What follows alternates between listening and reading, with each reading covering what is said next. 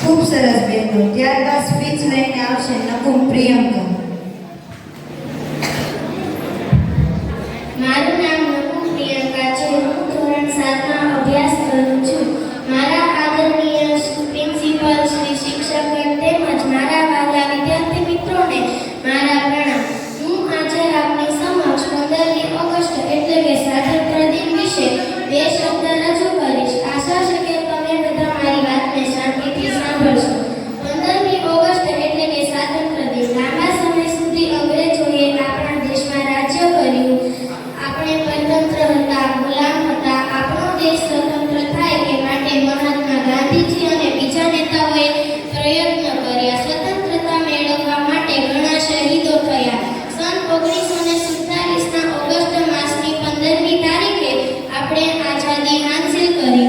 આ દિવસને આપણે સ્વાતંત્ર્ય દિન તરીકે ઉજવીએ છીએ. આ આપણો ગૌરવભર્યો રાષ્ટ્રીય તહેવાર છે.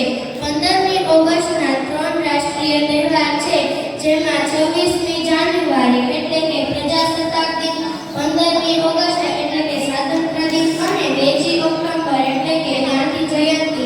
આ 3 રાષ્ટ્રીય તહેવાર ઉજવવામાં આવે છે. 15મી ઓગસ્ટના ભારતના બધા લોકો માટે એક મહત્વનો દિવસ છે. દરેકને રાષ્ટ્ર માટે પ્રેમ, ગૌરવ અને બલિદાન આપવાની ભાવના હોવી જોઈએ.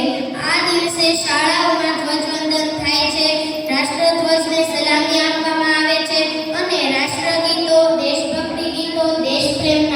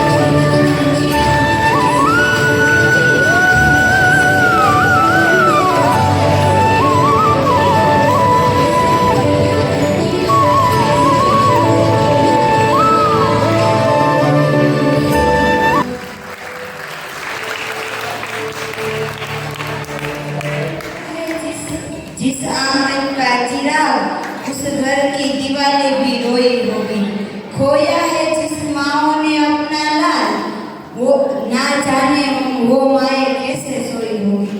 જેવા જ ઉત્સાહની સાથે સ્પીચ લઈને આવશે હળિયા રુચિતાબેન. જય શ્રી કૃષ્ણ. મારું નામ હળિયા રુચિતા. હું ધોરણ 10 માં અભ્યાસ કરું છું. અહીંયા ઉપસ્થિત આદરણીય આચાર્ય, શિક્ષકો તથા ભાઈઓ અને બહેનો, આ સ્વતંત્ર દિવસની મારી શુભેચ્છા. હું આજે આ સ્વતંત્ર દિવસ પર અંગ્રેજો ભારતમાં કેવી રીતે આવ્યા, આ અંગ્રેજો ભારત સાથેનો ઇતિહાસ હું અહીંયા જણાવું છું. આપણે ધોરણ 5 થી 10 સુધીમાં સામાજિક વિજ્ઞાન વિષય પર અંગ્રેજોની ઘણી માહિતી કરી. હવે હું અહીંયા અંગ્રેજો ભારતમાં કેવી રીતે આવ્યા તે જણાવું. તો મિત્રો, ઈસ્ટ ઇન્ડિયા કંપનીની ને કોણ નથી ઓળખતું? આ કંપની પોતાના વેપાર કરવાના તરીકોથી વિખ્યાત છે. પણ આનાથી બહુ વધારે આને ત્યારે ઓળખવામાં આવે જ્યારે એણે ભારતમાં પોતાના પગ રાખ્યા અને એક લાંબા સમય સુધી રહ્યા. આ કંપનીએ ભારતમાં વેપાર કર્યો અને પછી ભારતને પોતાનો ગુલામ બનાવી લીધો. મુગલો ઉપર જેવી રીતે પોતાની પકડને મજબૂત કરી આ કંપનીએ ભારતમાં વિસ્તાર કર્યો, એણે ભૂલી ન શકાય. પોતાના સફરમાં એણે એવો પણ સમય જોયો કે જ્યારે ચારે બાજુ આનો જ ડંકો વાગ્યો. એને પોતાની કંપનીનું ભાગ્ય કહીએ કે પછી કંઈક બીજું, પણ પોતાના બળબુદ્ધિથી ઘણા રાજ્યો ઉપર એણે પોતાનો કબજો જમાવ્યો. એવામાં એક સવાલ ઊભો થાય છે કે ઈસ્ટ ઇન્ડિયા કંપની ભારત કેવી રીતે આવી? એ કોણ વ્યક્તિ હતો જેણે કોશિશ પછી ઈસ્ટ ઇન્ડિયા કંપનીની ન્યૂ ભારતમાં પાડી? તો મિત્રો, સન 1600 ના આસપાસ થોડાક અંગ્રેજી વેપારીઓએ ઇંગ્લેન્ડની મહારાણી એલિઝાબેથથી ભારતમાં વેપાર કરવાની અનુમતિ લીધી. વ્યાપાર કરવા માટે કંપનીની જરૂર હતી. એટલા માટે ઈસ્ટ ઇન્ડિયા કંપની નામની એક કંપનીનું નિર્માણ કરવામાં આવ્યું. આના પછી પૂરી તૈયારી સાથે ઇંગ્લેન્ડથી 1608માં હેક્ટર નામનો એક જહાજ ભારત જવા માટે રવાના થયું. આ જહાજના કેપ્ટનનું નામ સર વિલિયમ હંકિંગ સૌથી પહેલા સુરતના બંદરગાહ પર જઈને ઊભા રહ્યા હતા. તે સમયે સુરત ભારતનું પ્રમુખ વેપારી કેન્દ્ર હતું. હંકિંગ વેપાર કરવાની નીતિથી જ ભારત આવ્યો હતો. એટલા માટે એણે રાજદૂતના રૂપમાં તે સમયના સત્તાધારી મુઘલ બાદશાહ જહાંગીર પાસે જઈને પોતાની હાજરી લગાવી. કારણ કે તે ઇંગ્લેન્ડના સમ્રાટનું રાજદૂત બનીને આવ્યા હતા.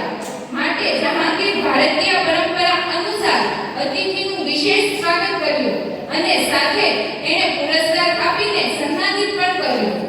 લગભગ તે સમયે જહાંગીર એ વાત નહોતો જાણતો જે અંગ્રેજને તે સન્માનિત કરી રહ્યો છે.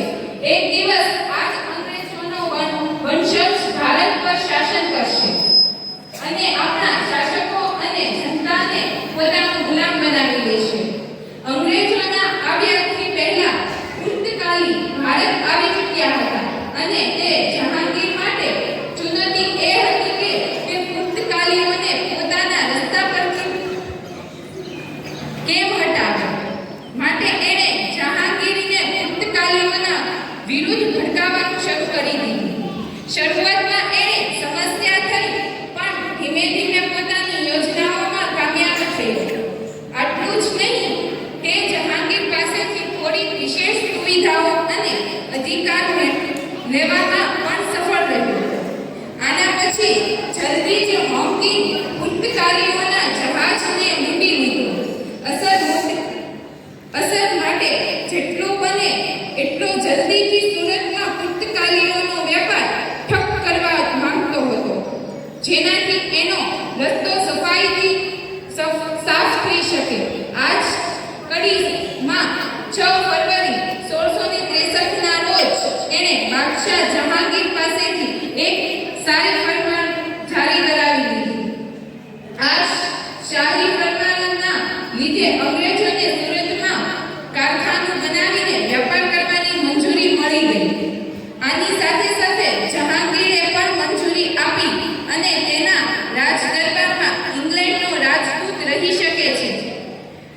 આના પછી સર થોમસ રોને 1615માં રાજદૂત બનાવીને ભારતમાં લાવવામાં આવ્યો. પુર્તગાલીઓએ વેપાર કરવામાં મુશ્કેલી ઊભી કરશે.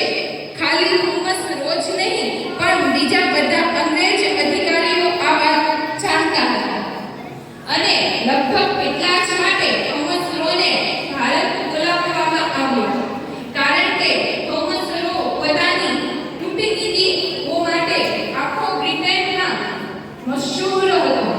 થોમસ રો ના વિષયમાં કહેવામાં આવતું હતું કે ઇંગ્લેન્ડની મહારાણી ક્વીન એલિઝાબેથનો ખૂબ જ કરીબી હતો. પોતાના જિમ્મેદારીને સમજીને જલ્દી જ થોમસ રોએ પોતાનું કામ શરૂ કરી દીધું. સૌથી પહેલા તે બધા મામલાઓને સારી રીતે સમજ્યો અને પછી અવરોધોને દૂર કરવાની યોજનાઓ બનાવી. પોતાના આંદોલનમાં એણે જાણ્યું કે જો એને ભારતમાં વેપાર કરવું છે તો એને બીજી વાર એક સારી પરમાર મેળવવું પડશે. આના માટે એણે હોંગિંગની મદદ લીધી અને જહાંગીરના દરબારમાં પહોંચી ગયો. ત્યાં તે પોતાની કુશળતાથી જહાંગીરને રીઝવવામાં સફળ થયો. પોતાના સંવેદનથી તે જહાંગીરને એ ભરોસો આપવામાં પણ સફળ થયો કે અંગ્રેજ પુર્તગાલી સૌથી વધારે તાકાતવર છે. તેણે કહ્યું કે ભારતીયોને વધારે મુનાફા સાથે કારોબાર કરાવશે અને એમને સુરક્ષા પણ આપશે. એની આ વાત જહાંગીરને પસંદ આવી અને બંનેની વચ્ચે એક વાત નક્કી થઈ કે કંપનીને વેપાર માટે વિશેષ રાજ અધિકાર આપવામાં આવશે. આવી રીતે થોમસ રો 1615 થી 1618 ની વચ્ચે ઈસ્ટ ઇન્ડિયા કંપની માટે વિશેષ અધિકાર મેળવવા માટે સફળ થયો. ઈસ્ટ ઇન્ડિયા કંપની જેમ જ વિશેષ અધિકારો મળ્યા એને પોતાના કારખાનાઓ લગાવવાનું શરૂ કરી દીધું. એક પછી એક અમદાવાદ, બેરામપુર, આગ્રા અને સુરતમાં ફેક્ટરીઓ ખોલી દેવામાં આવી. બંગાળનો ઇલાકો સમૃદ્ધ અને સમુદ્રના તટ સાથે લાગેલો હતો. એટલા માટે એને પણ વેપાર કરવા માટે લેવામાં આવ્યો. એને અહીંયા પણ ફેક્ટરીઓની સ્થાપના કરવામાં આવી. ધીમે ધીમે ઈસ્ટ ઇન્ડિયા કંપનીનું વર્ચસ્વ આખા ભારતમાં વધ્યો.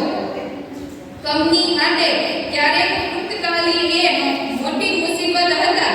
એ કંપનીએ એમના વર્ચસ્વને ખતમ કરીને ભારતમાં મજબૂતીથી સ્થાપિત થઈ ગયા. આગળ ઇતિહાસ ગવાશે કે આ કંપનીએ આખા ભારતમાં કેટલી ઝડપથી પોતાનું પગ પાથર્યા. એક નાનકડી પૂંજી સાથે ભારત આવવાના વિષયમાં કાંઈ એવું નહોતું વિચાર્યું કે તે ભારતમાં 200 વર્ષ સુધી રાજ કરશે. હકીકતમાં આનાથી પહેલા કંઈ આવું થયું જ ન હતું.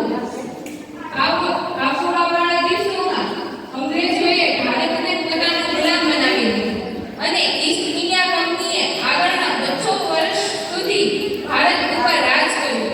તો મિત્રો, આ હતો ઈસ્ટ ઇન્ડિયા કંપનીનો ભારત આવવાનો ઇતિહાસ.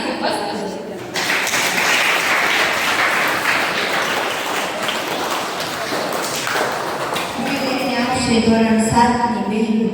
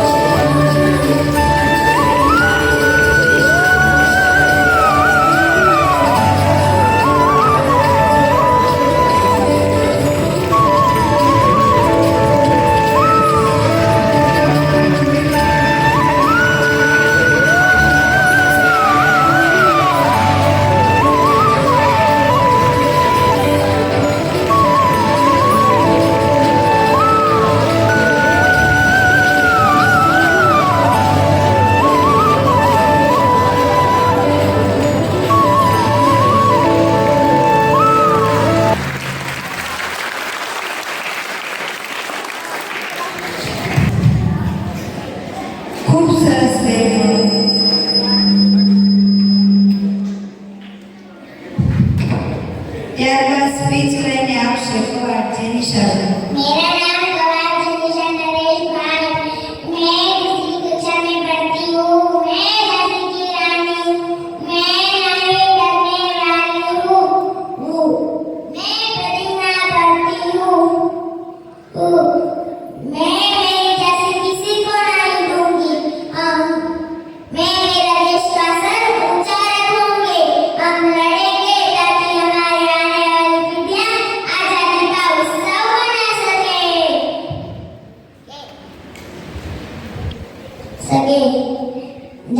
भारत तिरंगी बात, झांसी की रानी आ गई। जय माता रानी, हर हर महादेव, जय हिंद, जय भारत।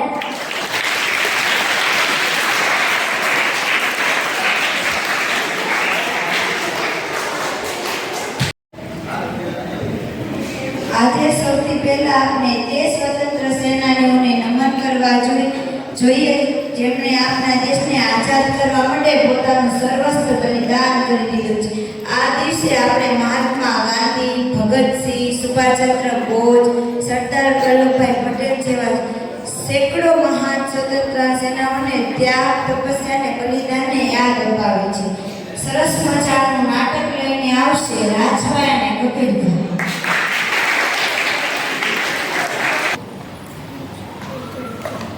भगत सिंह, कोर्ट ने तुम्हें और तुम्हारे साथियों को फांसी की सजा सुनाई। ये तो बड़ी खुशी की बात है। व्हाट? कोर्ट ने तुम्हें फांसी की सजा सुनाई तो तुम खुश हो रहे हो? अभी तुम्हारी एज ही क्या है? इस एज में तो आदमी ने ड्रीम्स डिजाइन करता है और उसे पूरा करने का ट्राई करता है। ड्रीम तो मैंने जी बचपन में देख लिया था।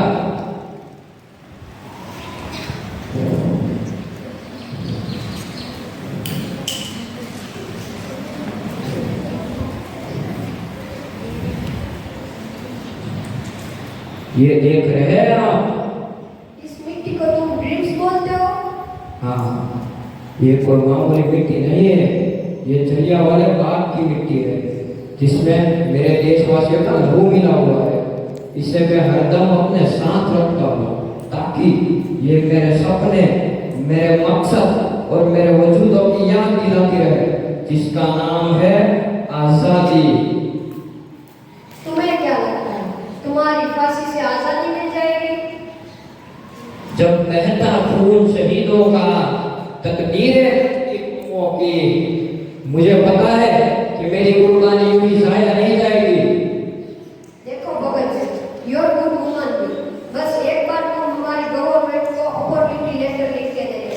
मैं पूरी कोशिश करूंगा कि तुम्हें फांसी ना मिले। मैं जब 3 साल का था तब मेरे दादा स्वर्ण सिंह शहीद हुए थे। मेरे गुरु करतार सिंह ने कुर्बानी दी थी तब मैं बस 8 साल का था। जो बच्चा कुर्बानियों के बीच पला बड़ा हो तो आप सोच भी कैसे सकते हैं वो आपकी सरकार को माफीनामा भेजेगा। भगत सिंह, कल शाम 7 बजे तुम्हें फांसी दी जाएगी। अगर आज रात तक तुम्हारा इरादा बदले तो बता देना। मैं पर्सनली जाकर ऑफिसर से बात करूंगा। दिल से निकलेगी नमन कर भी वतन की उल्फत, मेरी मिट्टी से भी खुशबुएं वतन आएगी।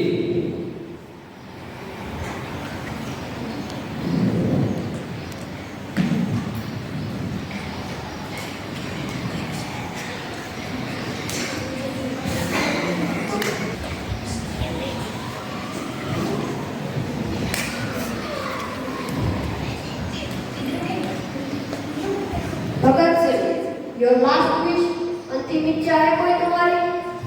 सरफरोशी की तमन्ना अब हमारे दिल में है। देखना है जोर कितना बाजुए का दिल में है।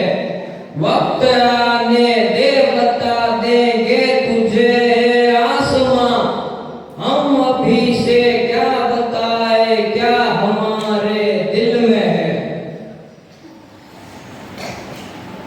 इंकलाब जिंदाबाद।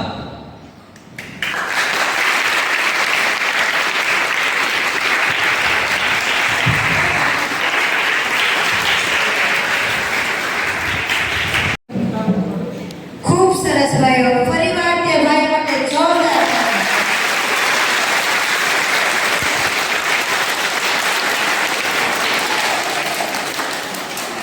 દેશભક્તિ ગીત લઈને આવશે રાઠોડ દર્શનભાઈ અને કળસરિયા હર્ષિતભાઈ, જેના ગીતના શબ્દ છે નન્ના મુન્ના રાઈ. નન્ના મુન્ના રાયું દેશવાસી ભાઈયું, બોલો મેરે સંજય જય જય. રસ્તે पे चलूंगा डर डर के, चाहे मुझे जीना पड़े मर मर के. मंजिल से पहले करूंगा कहीं दम, आगे ही आगे बढ़ाऊंगा कदम. धन्यवाद धन्यवाद.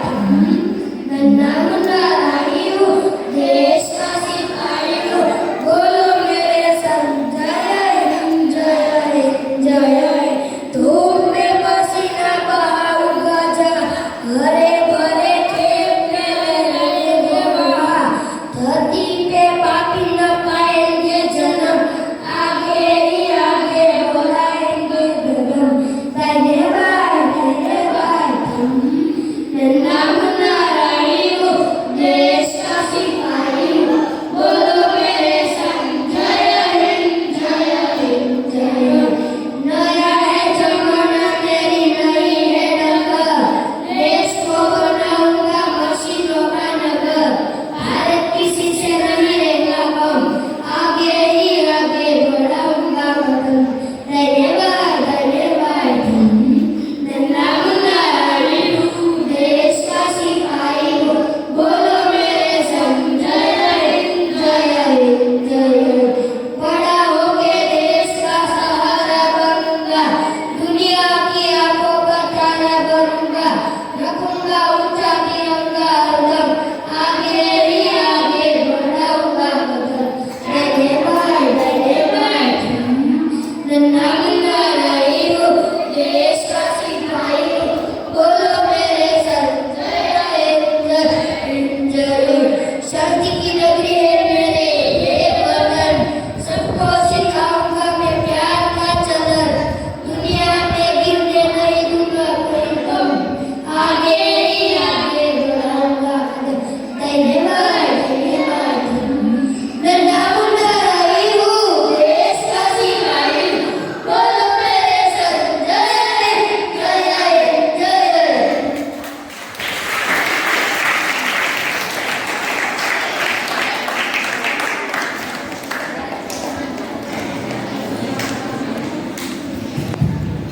ખૂબ સરસ ભાઈઓ. ત્યારબાદ અભિનય લઈને આવશે ધોરણ 8ના ભાઈઓ.